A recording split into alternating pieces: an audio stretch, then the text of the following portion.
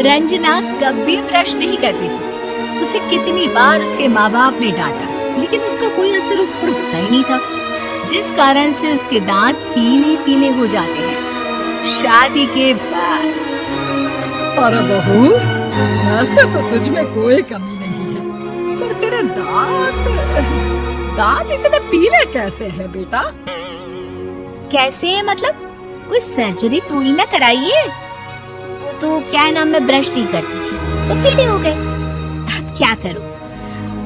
आप कहें तो लाल करवा लूं या फिर काले? यार ये क्या है, क्यों माँ से लड़ रही हो? लड़ रही हूँ?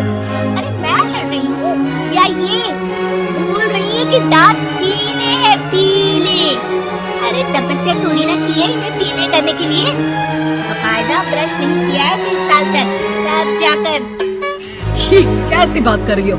ये उस वक्त तो पीले नहीं थे जब हम लोग तुम्हें देखने आए थे। अरे तब साफ करवा लिया होगा डेंटिस्ट के पास जाकर। अब देखो कैसे पीले पीले लग रहे हैं।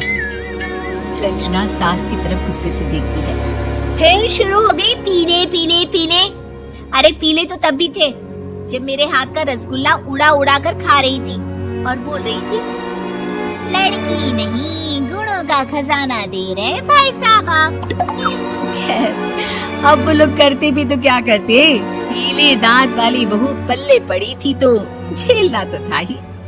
एक दिन कीर्तन में रंजना गाना गा रही थी। अरे कमला बहन, माँ का द्वार है, यहाँ तो सब शुद्ध होकर आते हैं, फिर अपनी बहू को ब्रश भी नहीं करवाती तुम। दूर से पीले पीले दांत भक्ति में बाधा उत्पन्न कर रहे हैं। और कोई 2 साल के बच्चे थोड़ी ना लेकर आई हूँ मैं बहू बनाकर। अच्छी खासी लड़की है, अरे कैसे करवाऊँ ब्रश? ये तो उसे खुद करना चाहिए ना। अब माँ बाप तो इसके जैसे तैसे निपटा दिए, ये नहीं सोचा कि सास कैसे संभालेगी।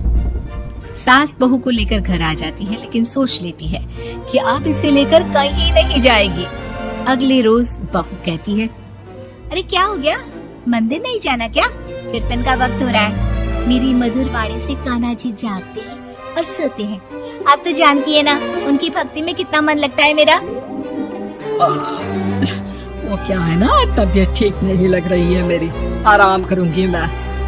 तबीयत ठीक नहीं लग रही? अभी तो मिथुन के गाने पर नाच रही थी आप, और अब बोल रही है कि तबीयत ठीक नहीं लग रही। अरे भक्ति में मन लगा लो सासू माँ, ऊपर जाना है। क्या मुंह दिखाओगी आप? हाँ, सास को बहू की बात पर गुस्सा आ जाता है। मैं क्या मुंह दिखाऊंगी, इसकी चिंता तो ना कर, समझी? अपने मुंह की चिंता कर, जो ये पीले पीले दांत लेकर हर जगह पहुंच जाती है। पता है लोग कितना मजाक बनाते हैं। ना जी ना, मैं नहीं जाना कहीं तेरे साथ। तो ये बात है, कोई ना, मत जाओ, मैं अपने कमरे में ही बैठकर भक्ति कर लूंगी।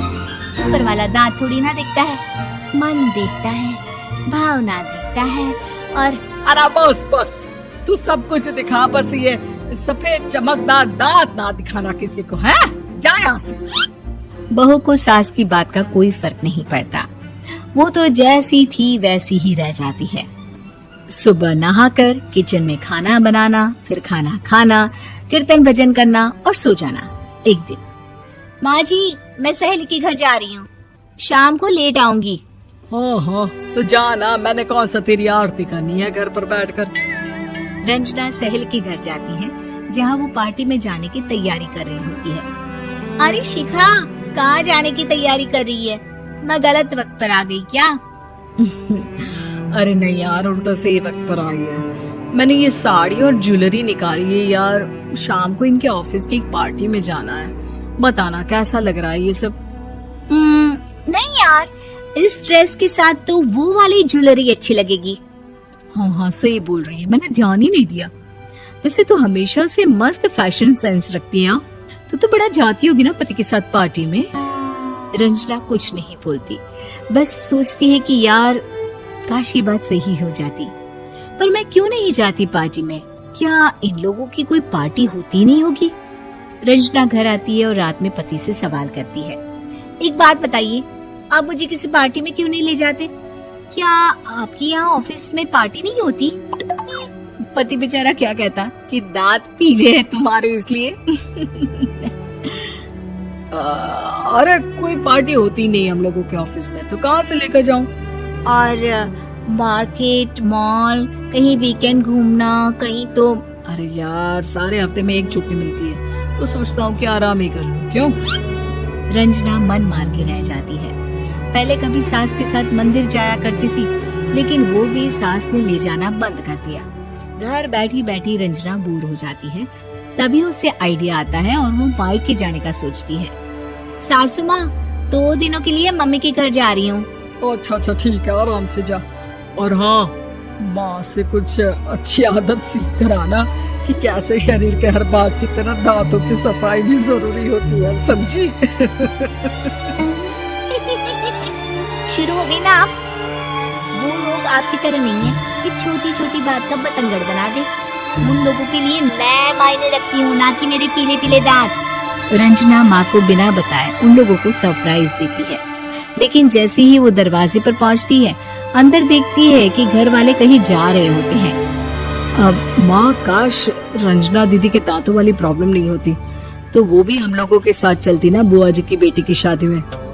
हाँ बेटा, लेकिन अब उसे कौन समझाए कि उसको उसके पीले दांत नहीं दिखते, लेकिन उसके आसपास के लोगों को कितना एम्बैरेसिंग फील कराते हैं। मुझे तो कितनी बार उसके स्कूल की टीचर ने शिकायत की कि उसके साथ कोई लड़की बैठना भी नहीं चाहती, और ना ही कॉलेज में कोई उससे बात करना चाहता था। लेकिन पता नहीं क्यों उसे ये बात समझ में ही नहीं आती। कोई कमी नहीं है उस लड़की में, बस यही कि दांत पीले हैं। वो तो भला हो जीजा जी और उनकी माँ का, जो दीदी को जैसी है वैसे ही रखा हुआ है। रंजना को अपने घर वालों की बात सुनकर बहुत दुख होता है। वो सोचती है कि वो क्या करे, लेकिन फिर वो सीधा डेंटिस्ट के पास जाती है, अपने दांत चमकाती है और कसम खाती है कि वो रोज ब्रश करेगी। अरे क्या हो गया?